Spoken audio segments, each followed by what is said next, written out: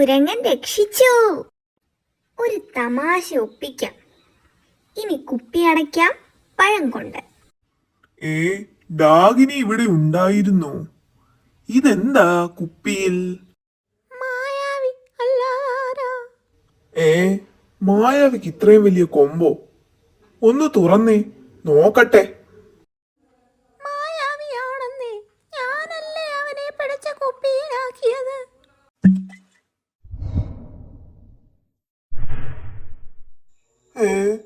കൊമ്പ്. എന്റെ അമ്മേ, ഉണ്ടക്കണ്ണ്.